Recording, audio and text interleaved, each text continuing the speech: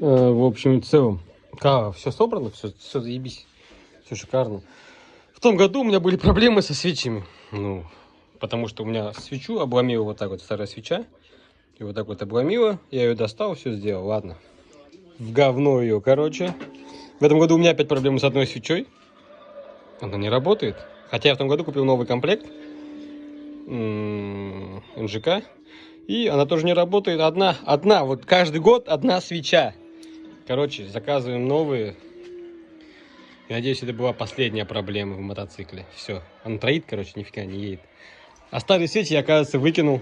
Ну не дурак ли, блядь?